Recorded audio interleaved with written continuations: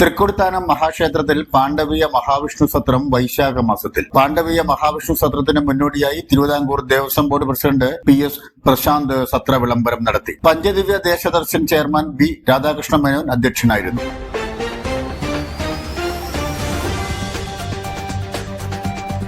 അഞ്ചാമത് അഖില ഭാരത പാണ്ഡവീയ മഹാവിഷ്ണു സത്രം വൈശാഖ മാസത്തിൽ വിപുലമായ പരിപാടികളോടെ നടത്തുമെന്ന് B രാധാകൃഷ്ണ മേനോൻ രാഷ്ട്രീയം ന്യൂസിനോട് പറഞ്ഞു.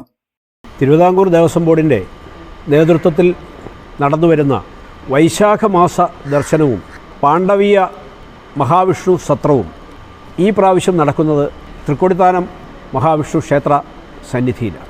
തിരുവിതാംകൂർ ദേവസ്വം ബോർഡ് പഞ്ചദിവ്യദേശ ദർശൻ എന്ന നിലയിൽ ഒരു പ്രോജക്റ്റ് അംഗീകരിച്ചുകൊണ്ട് ഒട്ടേറെ വർഷങ്ങളായി ആറന്മുളയിൽ അതിൻ്റെ കേന്ദ്ര ഓഫീസ് സ്ഥാപിച്ച് ബോർഡിൻ്റെ നേരിട്ടുള്ള നിയന്ത്രണത്തിലും നേതൃത്വത്തിലും വൈശാഖ മാസാചരണവും പാണ്ഡവീയ മഹാവിഷ്ണു സത്രവും നടത്തിവരികയാണ്.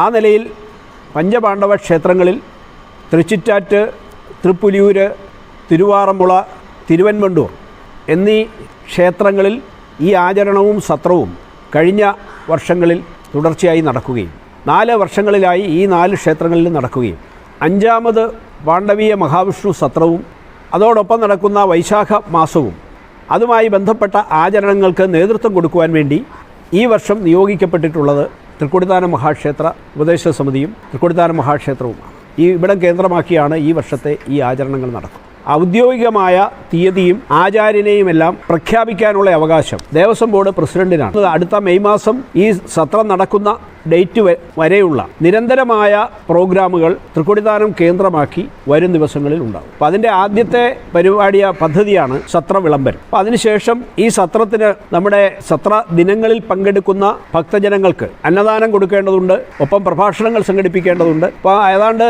ഒരു ദിവസം 10,000-15,000 ആളുകൾ വീതം ആ സത്ര ദിനങ്ങളിൽ ക്ഷേത്രാങ്കണത്തിൽ ഈ പ്രോഗ്രാമുകളിൽ പങ്കെടുക്കും എന്നാണ് മുൻ വർഷങ്ങളിലെ കണക്കുകളിൽ നിന്ന് വ്യക്തമായിട്ടുള്ളത്.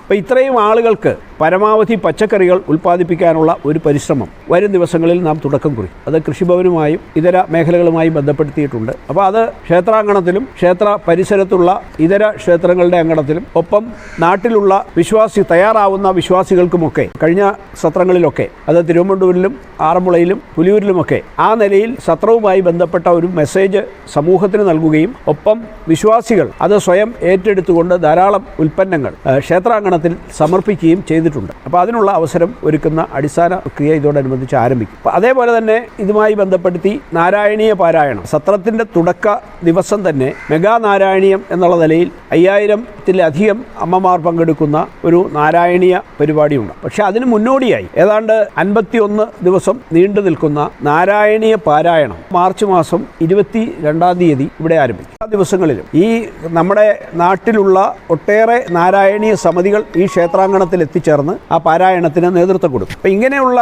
ഈ നിരന്തരമായ പരിപാടികൾ വരുന്ന മെയ് മാസം വരെ സത്രം സമാപിക്കുന്നതുവരെ തൃക്കൊടിത്താനം കേന്ദ്രമായി നടക്കുന്നുണ്ട്. വിദ്യാർത്ഥികൾക്കുള്ള മഹാഭാരതത്തെ അടിസ്ഥാനമാക്കി ഉപന്യാസ മത്സരം, ക്വിസ് മത്സരം, വിവിധ ആചരണങ്ങൾ, തിരുവാതിര, ഇങ്ങനെ ധാരാളം ഹൈന്ദവ വിശ്വാസവുമായി ബന്ധപ്പെട്ട കാര്യങ്ങൾ ഈ ക്ഷേത്രാങ്കണത്തിൽ വരുന്ന മെയ് മാസം വരെയുള്ള ദിവസങ്ങളിൽ അരങ്ങേറുകയാണ്. പിന്നെ പ്രഭാഷകരായിട്ട് 40 പ്രധാനപ്പെട്ട പ്രഭാഷകർ വിവിധ ഘട്ടങ്ങളിലായി പ്രഭാഷണങ്ങൾ, ഒരു ദിവസം 5 പ്രഭാഷണവും, എല്ലാ പ്രഭാഷണവും മഹാഭാരതത്തെ ബേസ് ചെയ്തായിരിക്കും. കാരണം മഹാഭാരതത്തെ സമൂഹത്തിന് പരിചയപ്പെടുത്താനും ഹിന്ദു വിശ്വാസികളുടെ ഇടയിൽ മഹാഭാരതത്തിൻ്റെ പ്രാധാന്യം പഠിപ്പിക്കാനും, ഇപ്പം ഹൈന്ദവ വിശ്വാസികൾക്ക് ഇതൊന്നും പഠിക്കാനും പഠിപ്പിക്കാനോ ഉള്ള അവസരം നാട്ടിലില്ല. അതൊരു യാഥാർത്ഥ്യമാണ്. ഇപ്പം വേദപാഠം പഠിപ്പിക്കാനോ അല്ലെങ്കിൽ മറ്റ് രംഗത്തോ ഒക്കെ ഇതര മതസ്ഥർക്കുള്ളതുപോലെ ഹൈന്ദവ വിശ്വാസികൾക്ക് ഇത് പഠിക്കാനുള്ള ഒരു അവസരം ഇല്ലാത്ത ഒരു പശ്ചാത്തലം കൂടി ഈ സത്രം പോലെയുള്ള സംരംഭത്തിന് ദേവസ്വം ബോർഡിൻ്റെ സഹകരണത്തോടുകൂടി സമാരംഭിക്കാൻ ഇടയാക്കിയ ഒരു കാരണം കൂടിയാണ്. അതുകൊണ്ട് ആ നിലയിൽ മഹാഭാരതത്തെ അധികരിച്ചാണ് ഇത് പൂർണ്ണമായും നടക്കുന്നത്.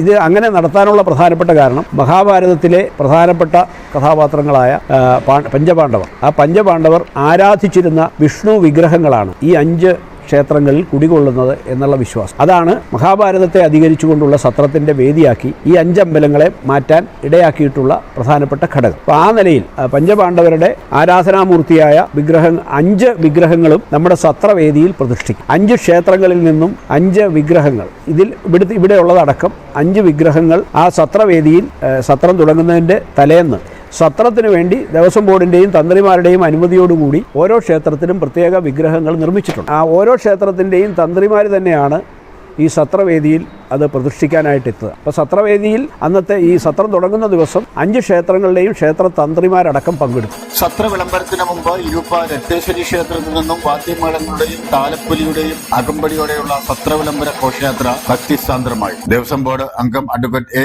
അജിത് കുമാർ മുഖ്യ പ്രഭാഷണവും ക്ഷേത്രം തന്ത്രി പറമ്പൂരില്ലം രാകേഷ് നാരായണൻ ഭട്ടതിരിപ്പാട് അനുഗ്രഹ പ്രഭാഷണവും നടത്തി. അഞ്ചമ്പല സബ് ഗ്രൂപ്പ് ഓഫീസർമാർ, ഉപദേശക സമിതി ഭാരവാഹികൾ, ദേവസ്വം ഉദ്യോഗസ്ഥർ, സത്ര വിളംബരവുമായി ബന്ധപ്പെട്ട് സത്രസമിതി convener Vinod Nair, media coordinator Sajikumar Thinapparambil, Sreekumar G, Gopakumar, Anil Vas, P K Prasad തുടങ്ങിയവർ പരിപാടികൾക്ക് നേതൃത്വം നൽകി. രാഷ്ട്രീയ ന്യൂസ്, തൃക്കൊടിത്താനം.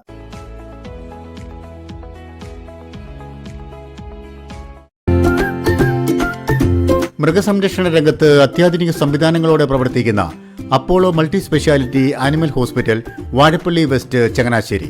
മൊബൈൽ 9447954321.